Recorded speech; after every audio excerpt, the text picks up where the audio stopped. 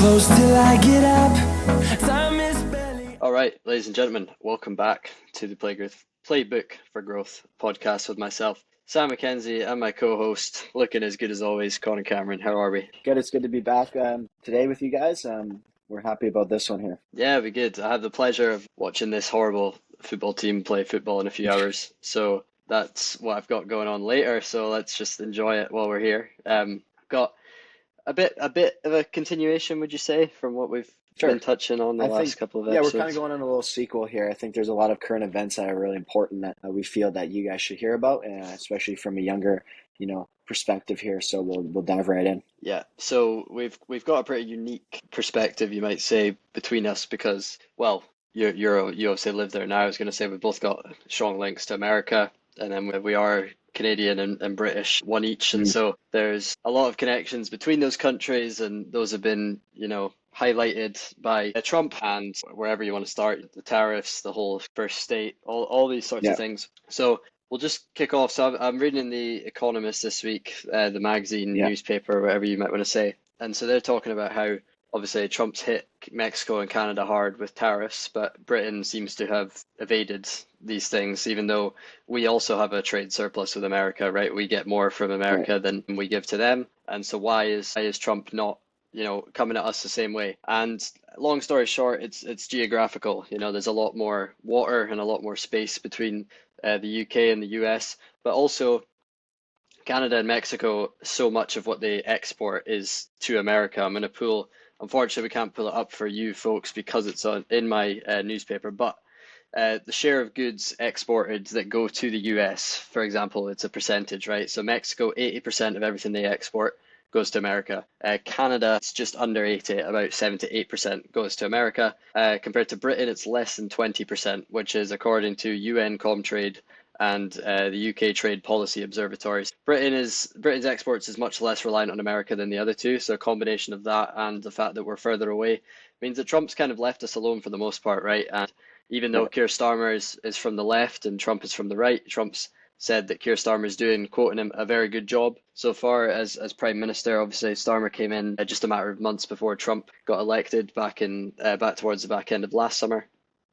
So, it seems to be, especially for having a Labour Prime Minister versus a Conservative Republican president, relation seems to be quite strong at the minute. But we're going to touch on Ukraine, which is where there's the most divide, and it's quite topical because we're recording this on Wednesday. On Thursday, Keir Starmer will visit the White House to talk to President Trump, and I believe we've got a source here that we're just going to pull up to talk about what will be spoken about. Obviously, I have a vested interest being here, but British American, what's the word?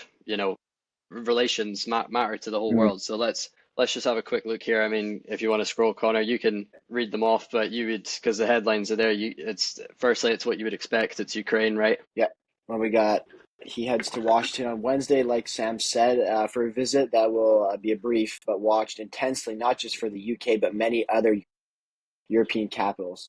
We'll just highlight I think it's more than just, I think Sam, you'd agree, but more than just UK and European capitals as well. I think it's absolutely more widely than that. Yeah, absolutely. There's Starmer sort of he's representing Britain, obviously because Britain's left the EU, but he also does in a sense represent Europe for sure. Right. So let's have a look. I want to look at Ukraine, but if you want to quickly scroll down just to at least let's see what else is on there. So the North Atlantic Alliance. So it's just talking about, again, its relations, whether it be trade or war, whatever it might be, wider defense issues. Yeah. Starmer announced this week that the UK, exactly, a wider share of GDP is going to be spent on defense spending, and that is certainly something that's going to impress the president. And then no surprise there, trade and tariffs. But we'll touch on Ukraine for a minute because obviously it's the main one. So I mean, as you're well aware, Connor, I don't know how you feel necessarily. I'd be interested to know. Obviously, Trump has threatened Zelensky. He's been quite, he's called him a dictator. He's been quite brash towards the Ukrainian president. Yeah. Do you think America has overextended themselves into this war? I mean, Biden sent a whole lot of money to Ukraine, Yeah. and Trump is now the one that seems hell bent on kind of drawing back and getting this money back at home, and it's not America's war to fight, all those sorts of things. Yeah. Well, I think there's definitely an American interest here with regards to Ukraine and Russia. I mean, it's always been involved like that. But I do want to touch on the fact that it seems to be that in the Biden administration, they're sending this money, to Ukraine as well as resources. What really doesn't, what I don't understand is this, Biden administration was not America first. I want to go off a topic here, but when it comes to the Maui fires, I mean, you look at what happened there, and the Biden administration really responded poorly to that. Where I think I had a friend that lived in Maui, born in Maui, and his house burnt down there, and everyone got $600, right? And so this a whole America First notion only has come up recently, where when in Trump's administration as well as their campaign. And so I think that there is definitely some involvement that is important with regards to the American involvement, and it feels like it was very heavy with the Biden administration, but I also feel like it was heavy in the wrong ways. Sending money and sending guns and tanks and all these resources on the expense of the taxpayer dollars. But obviously there is peace that is wanted there, of course, right? I mean, I don't like war. I don't think you do either. And so I think that the U.S. has a tough is put in a tough position here when it comes to Ukraine and the peace talks. And I don't think it helps that Zelensky is, firm on his beliefs when it comes to that as well. Yeah. So one thing that's impressed me this week, again, like we said, Starmer has said that he's going to increase defense spending. Mm, It is clear to me that America is overextended in the fact that they're paying more than their fair share to fund this war. If you compare correct. what they've given to Ukraine compared to the geographically closer nations of Germany and France and us here in Britain, it is unfair. This is Starmer doing the right thing by saying, look, we're gonna increase defense spending. We're putting more GDP towards it. And then the other thing, which it says at the bottom there, um, Starmer's job is to somehow persuade the president that a settled, fair peace is in his personal interests, and this cannot and will not happen if a deal is imposed on Ukraine against his wishes. So again, Trump wants to go over Ukraine's head. That's not in Starmer's interest. We here, us British people, have a particular resentment against Russia. There's a whole history to it, right? But Britain in general is very anti-Russia. So the other thing that Starmer said this week that really impressed me was that he's willing to put troops on the ground after a peace deal is put in place in order to prevent Russia from attacking again or Mm, provoke doing what they I mean I know they went in 2014, and then again we've had this war since 2022. So Starmer's saying, look, we're happy to put troops on the ground if that'll contribute to a longer lasting peace. I don't know how you feel. Trump seems to think that we're going to talk about just in general how the US and Europe, the UK is kind of becoming an exception as far as and Macron, the French leader, was at the White House yesterday or the day before. But the UK is becoming a bit of an exception to where the rest of Europe, Trump's kind of imposing tariffs and doing all sorts, and Vance is attacking them for all sorts of things, which we'll get into. yeah, Um, Trump seems to think that they can go over Europe's heads, get a deal done with Russia, and get the war over and done with that way. And supposedly, I suppose that protects Ukraine, whereas most other world leaders, Starmer, one of them being more of the belief that Ukraine needs to be involved in these peace talks, and that Trump being more pro-Putin and being Vladimir's friend isn't the way to yeah. resolve this. I don't know. Do you think Trump can get something done that will have the correct lasting impact without involving Ukraine the way that he appears to be going about it? Well, I mean, like you touched on, I mean, they're talking about, oh, Trump and his relation with Putin. I don't know. I wouldn't say that would be a bad relationship to have by any circumstance, but I think that it's important that we understand, the circumstances of the war and the circumstances of what is happening. And the facts of the case are this has gone on for years without any real peace talks, right? It's only been since, I mean, when Trump came in, he talked about there was bills that just needed to be passed in Congress to, the peace bills. I know you're familiar with those. He talked about those in his debates with Kamala about, they just had to sign the bills and, they had to comply with what they wanted, right? And I'm not just talking about Ukraine. I'm talking about reference to other acts and terrorism. But there's definitely peace that is to be made, and I think that maybe like Trump relationship with Putin it could be beneficial to all parties involved when settling this. But I think that it could be the fact that Zelensky's stubborn on his opinions and what he really wants out of the deal. Like, I don't know what he actually wants out of the deal, and he's never really come forward about what's going on. So I don't know what you would say about that.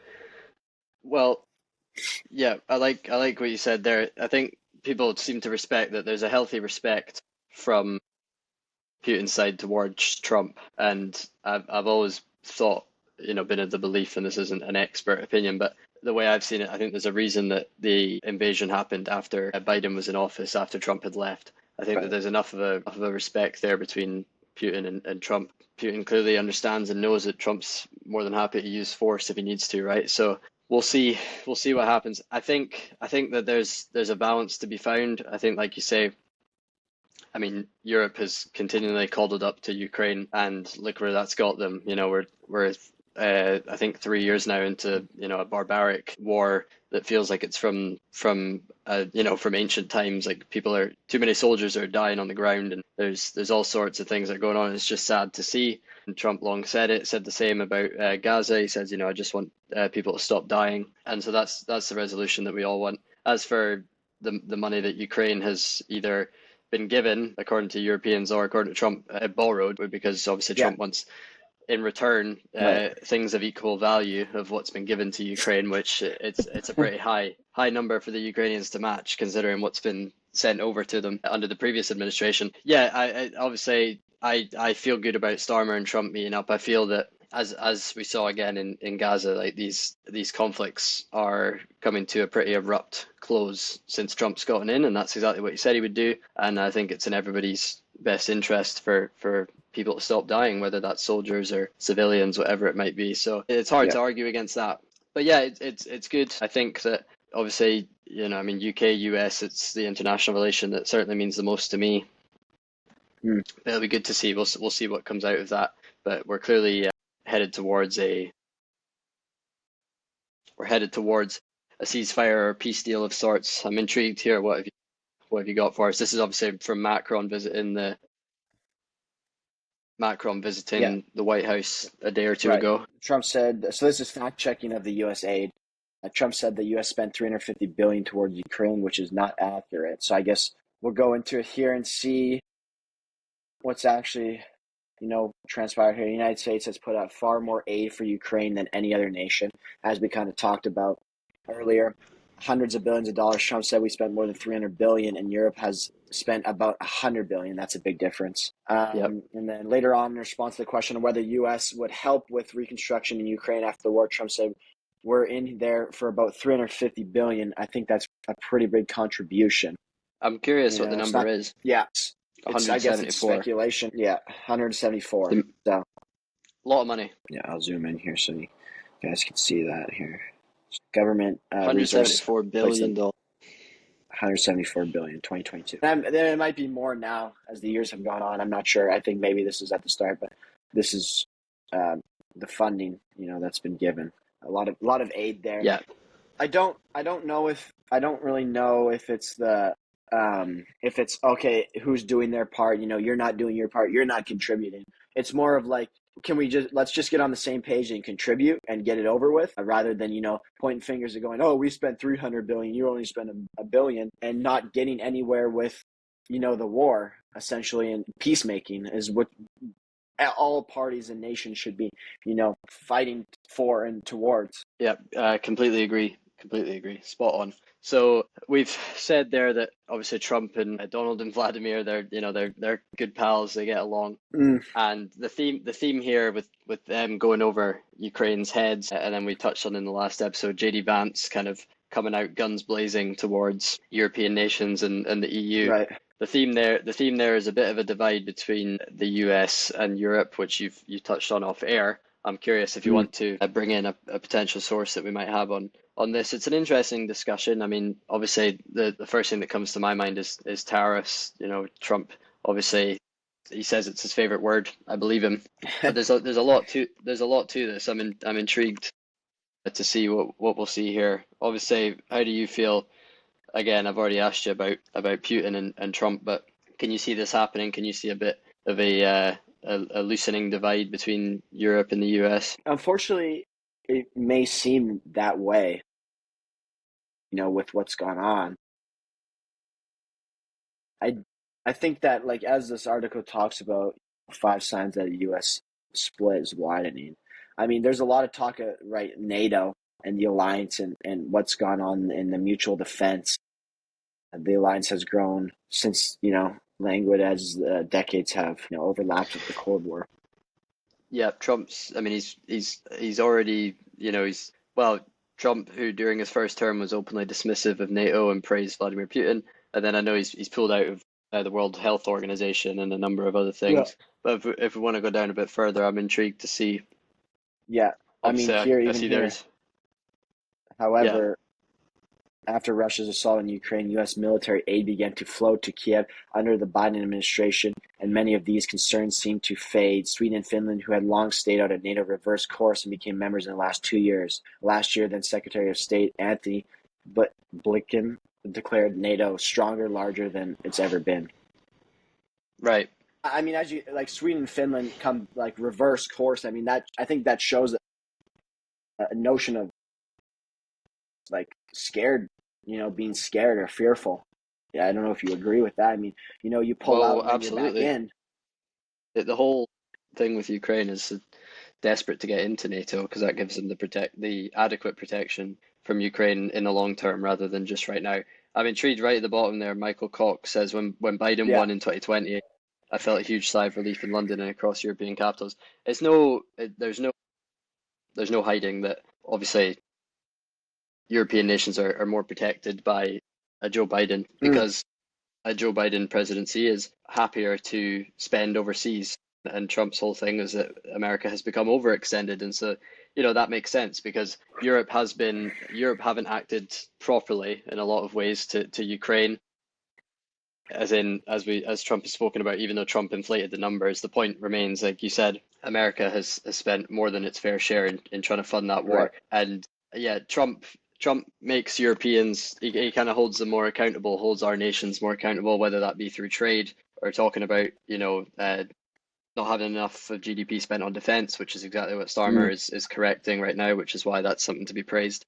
And he's kind of spot on with a lot of that thing. So it's interesting, and he says there, but with Trump's re-election, Europeans are far more worried this time around than they were previously. I don't know if it's about being worried. I don't think that Trump's shown any sign of leaving Europe out to dry. I mean, there's one thing to right. hold Europe accountable and say, look, you need to start defending yourselves. I need to stop relying on your neighbor to the west.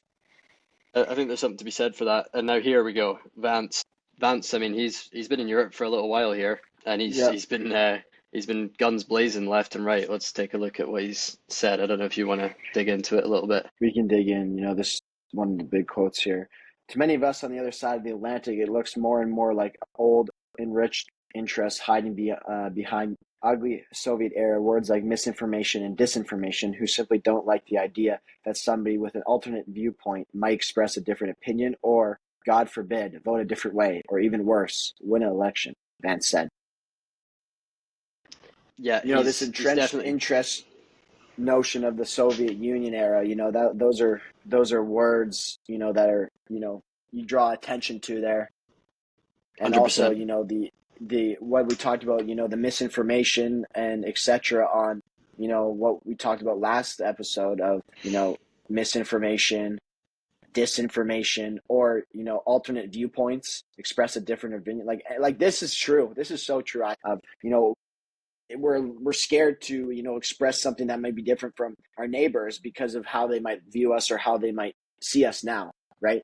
And that's the whole point of we've been talking about for a while, is just this freedom of speech. And that type of aspect is what needs to be going on in our Yeah. country. Yeah, it ties into the red tape that we were on about. In general, the EU and European nations, it's the red tape towards AI, it's free speech towards, like Vance is talking about there, alternative viewpoints, misinformation, disinformation. He is just saying in general, Europeans are too tied up and kind of getting in their own way. And I think he's spot on. Obviously, you would have seen an entirely different dialogue if it was Kamala Harris in office, because you wouldn't be seeing any of what Elon Musk and JD Vance are kind of pushing forward, which is that the free speech and deregulation and less interference. It would be entirely different. So it's interesting to see that divide now. But as we mentioned, and he's there's a mention there of the alternative, or the AfD, the alternative for Germany, which is the far right party in Germany. It did quite well in the elections. We're actively witnessing a shift to the right throughout Europe. Britain being an exception. Obviously, we voted in a left-wing prime minister because the right-wing conservatives had made a mess of things over their 14 years in power. So it's time for a change here. But for the most part, you're seeing this shift to the right, which is very interesting, and again, it aligns with what we're seeing in the United States, and it's probably what Trump and Vance, etc., want to see. Obviously, Vance is being very critical here, which I find interesting. What did German Defense Minister Boris Pistorius say here? He says, this democracy was called into question by the US Vice President earlier, not just in Germany, but Europe as a whole. If I understand him correctly, he compares conditions in parts of Europe to those under authoritarian regimes, he said, and that is not acceptable. So, okay, so he's saying, like, Vance is going too far by comparing us to the Soviet era, Correct. And there's maybe something to be said there. Obviously, as a whole, Sure. Europe and the last 80, 90 years have been a period of general peace. NATO has a lot to do with that, which is nice. Here we go. Zelensky calls for an armed forces of Europe. I mean, look, man, Ukraine needs a lot of protection, don't they? If they're not in NATO, it feels like this is going to be a never-ending thing. Yeah. Well, I mean, you see his response there to Zelensky, pardon me. Vance's speech, this is Zelensky's response, saying the European forces alone would not be sufficient to counter, Russian aggression. The urgency has grown for European leaders as concerns rise that Trump might bypass both Ukraine and Europe to strike a peace deal with Putin. Why don't we touch on this for a second? Do you think this would be, what do you think would come out of this statement here, of this peace deal here with, what I've highlighted, where the urgency has grown for European leaders, with Trump and Putin? Yeah. So Europe and Trump don't align. Trump feels and knows that he can get a deal with Vladimir Putin without talking to Europe, without talking to Ukraine even, which is something so starkly different from what you would have seen under the Biden administration. Just kind of highlights the sharp changes that we're seeing. And I think it's interesting.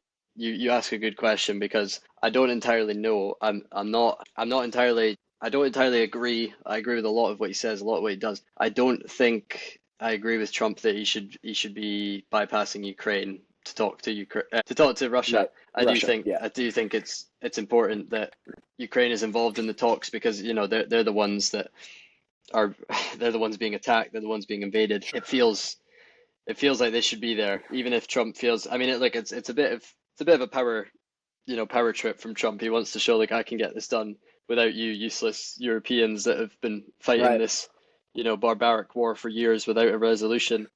I'm not saying that it can't work, but I think there's also something to be said for including Ukraine in these talks. I think it could go either way. I don't know what you think. Well, it's just interesting to think about that one out loud. Could this potentially be the only way to resolve what's going on? I don't know. Look at many ways that could potentially influence the halt to that. I don't believe that that's the best way to go about it. It seems that have to have all parties involved, but hopefully it ends. sometime soon. Yeah, that's for sure. This is interesting so this think tank, Bruegel, is Yeah, saying yeah, that the numbers are small enough to where Europe could replace the US fully. You see, $262 billion. I mean, from what I know, Germany and France and Britain would have to be the heavy lifters. yeah, I don't know. I don't know. It just feels not useless, but I feel like money can be better spent than trying to fully replace the US in defense. I don't. There has to be a resolution here that you know tells Putin to basically back off. Surely he's learned right, from this time round. right. But I don't know. The whole thing is interesting, isn't it? Yeah.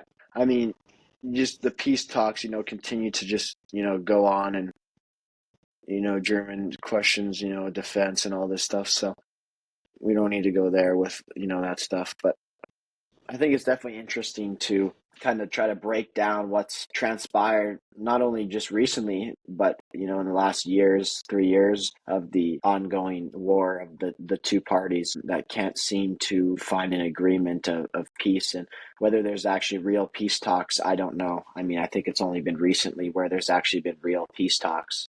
The last couple months or since Trump's been in office. I mean, in Biden administration, there was obviously no real peace talks because nothing really slowed down. Yep, exactly. Biden's approach to it was like, we'll just give Ukraine whatever it takes to beat the Russians, and that's how we've gotten to the standstill where a lot of fighting is happening over very little land area. So, Yeah. look, we'll see what happens. Don't know if you want to take this one into land, if there's anything else you want to touch on or not. No, that was we touched on the Ukraine peace talks with Stammer and the UK, Russia, all the parties involved, the US trying to find something. And like you said, the UK Prime Minister, talking Trump tomorrow about spending more on defense. We touched on the impacts of some of the comments made by various leaders with regards to how they're handling the peace and what they'd like to do moving forward. And we'll see, hopefully in the near future, if there's any real talks of stopping that, and just the divide between the different viewpoints of individuals. And not to say that it's good to have different viewpoints. It's important to have different stances. At the end of the day, what's best for your people and your country is kind of what comes down to. And so hopefully we can get to an agreement where all parties are, okay with the outcome. And it seems like we're struggling to get there right now. And hopefully we'll be able to get there. 100%, completely agree. And like you say, the thing that everybody can agree on is, peace and less warfare. So hopefully that's a conclusion we can reach by any means, no matter whether it be Trump and Russia involving Ukraine, whether it be Europe, whatever it might be. That's the resolution that people want. Yeah, definitely the aspect of defense. Ukraine highlighted Ukraine needs some help with that. We'll see where that trends. But thank you guys for watching, listening, tuning in. Absolutely. Want to make a quick note, we are on Spotify now, so we'll link that in the description so you guys can listen on your walk or etc. But we appreciate you guys. We continue to try to bring issues that are current events that are important, and just enjoy doing this. And we appreciate you guys supporting, watching, like, subscribe, notifications, and we'll see you in the next episode.